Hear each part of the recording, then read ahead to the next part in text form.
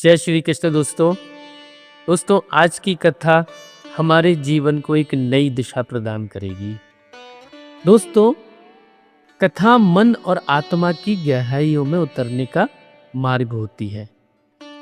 और इससे पहले कि हम कथा के भाव में प्रवेश करें, हम एक बार प्रभु के नाम का उच्चारण करेंगे कि श्री कृष्ण गोविंद हरे मुरारी, हे नाथ नारायण वासुदेवा।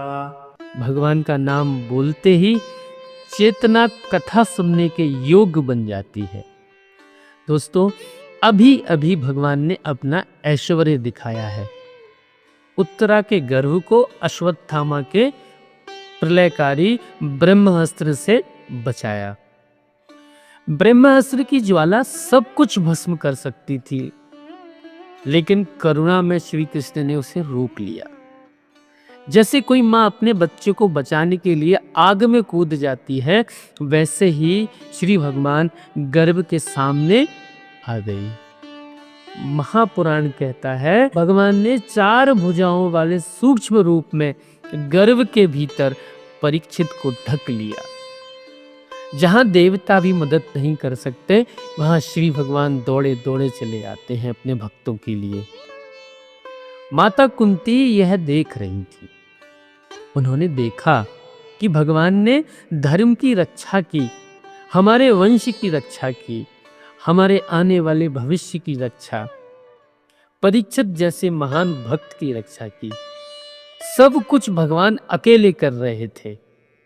माता का हृदय अभिभूत हो गया कि कितनी बार भगवान ने हमें विपत्तियों से बचाया है, कितनी बार हर पग पर हमारा साथ दिया है।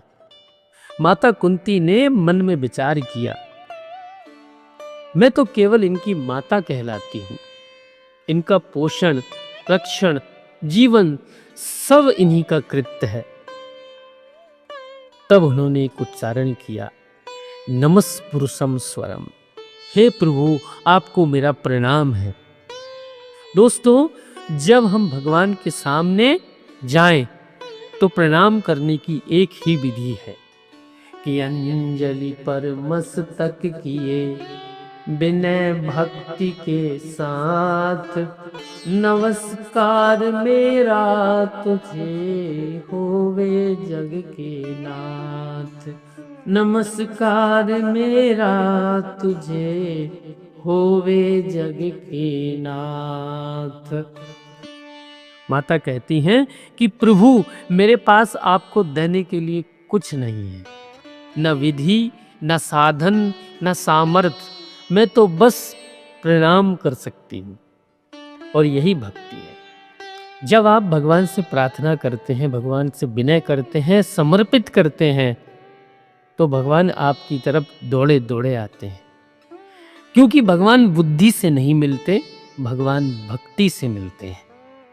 दोस्तों, भगवान सुलभ है परंतु सस्ते नहीं।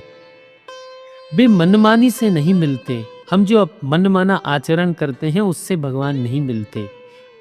वो तो केवल हृदय की पवित्रता से मिलते हैं। भागवत में लिखा है, ये जो ग्रंथ है ये परमहंसों की संहिता है। यह कोई कथा नहीं, यह परम सत्य की संहिता है। इसमें प्रवेश वही करता है जो मन से निर्मल होता है। संत कहते हैं, यदि कथा सुनते समय आपके भीतर से एक भी सांस भगवान की ओर मुड़ जाए तो कथा सफल है। क्योंकि कथा का उद्देश्य यही रहता है कि मन को पवित्र कर दे, अहंकार को मिटा दे और हृदय में कृष्ण के प्रति भक्ति आ जाए और हम प्रभु को समर्पित हो जाए। माता कहती हैं कि प्रभु, आप इतने गहरे, इतने अगाध हैं कि आपको कोई समझ ही नहीं सकता। लेकिन आश्चर्य ये है कि आपको एक सरल हृदय क्षण भर में पा लेता है। क्यों? क्योंकि सरलता ईश्वरता का मार्ग है और जटिलता माया का मार्ग है। जो सरल है वह भगवान के पास पहुंचता है और जो जटिल है वह अपनी ही उलझनों में फंस जाता है। माता कहती हैं विपदा संतुषा शाश्वता, हे प्रभु विपत्ति बनी रहे। लेकिन माता कुंती कहती हैं कि यह विपत्ति हमें भगवान की ओर खींचती है। क्यों? क्योंकि दुख में मन केवल प्रभु को पकड़ता है और सुख में मन संसार में फंस जाता है। विपत्ति हमारी चेतना को जागृत करती है, विपत्ति हमारे अहंकार को तोड़ती है। विपत्ति ही भक्त को भक्ति का सच्चा अनुभव देती है। दोस्तों, माता कुंती ने यहाँ पे विपत्ति मांगी है कि भगवान मुझे दुख देते रहे, विपत्ति देते रहे, ताकि भगवान की याद बनी रहे। माता आगे कहती हैं कि हे प्रभु, आपकी लीला नट की तरह है। नट मतलब अभिनेता।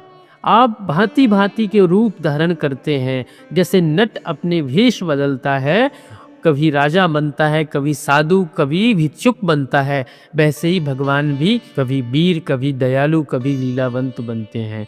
माता कुंती कहती हैं कि साधारण पुरुष इसे समझ नहीं सकता, केवल भक्तों के हृदय में यह खुलता है। संत कहते हैं जो भगवान की लीला को समझता है वह अपने हृदय में स्थायी आनंद पाता है। दोस्तों, भगवान कहते हैं कि ज्ञानी भक्त मेरे प्राण हैं। भगवान भक्त के लिए आते हैं, भगवान भक्त के लिए मार्ग बनाते हैं, भगवान भक्त के लिए सब छोड़ देते हैं। माता कहती हैं आप तो भक्तों के लिए ही हैं, भक्तों की भक्ति से ही आपकी प्रतिष्ठा है, भक्तों की सेवा में ही आपकी कृपा है। और दोस्तों, संत क्या कहते हैं कि भक्त ही भगवान की दृष्टि और प्रेम का केंद्र है। जिसे भक्त प्यारा है वही भगवान को प्रिय है। दोस्तों, यह माता कुंती को बार बार याद आ रहा है कि जो युद्ध में जो विजय मिली, जो हमको सफलता मिली, ये सब भगवान की कृपा से मिले। इसका मूल कारण कौन है? भगवान है। पांडवों की विजय कृष्ण की कृपा से मिली, उत्तरा की रक्षा कृष्ण की कृपा से हुई, युद्ध स्तर का यश कृष्ण की कृपा से। कुंती कहती हैं हे प्रभु, आप ही वास्तविक करता है, हम बस निमित्त मात्र हैं। संत कहते हैं जब हम भगवान की कृपा को पहचान लेते हैं तब हमारा जीवन सरल, स्थिर और पवित्र हो जाता है। कथा सुनकर भगवान मधुर लगने लगते हैं। कथा सुनने में प्रारंभ में लगता है कि हम सुन रहे हैं और कुछ समय बाद ऐसा लगता है कि कथा हमें सुन रही है और फिर ऐसा लगता है कि कृष्ण हमें खींच रहे हैं। कुंती स्तुति यही कर रही है, मन को कृष्ण में स्थिर कर रही है। हर श्लोक का एक ही सार है। क्या है? वो बार बार प्रभु को प्रणाम करती हैं। हे प्रभु, आपको प्रणाम है, आप प्रकृति से परे हैं, आप करता हैं, निमित्त मात्र हैं, आप अदृश्य हैं, माया के कारण हैं, आपको केवल भक्ति से पाया जा सकता है। विपत्ति हमें आपके पास लाती है, भक्ति ही आपका जीवन है। कुंती की स्तुति हमें बताती है जो भक्ति से झुके वही भगवान को पा सकता है।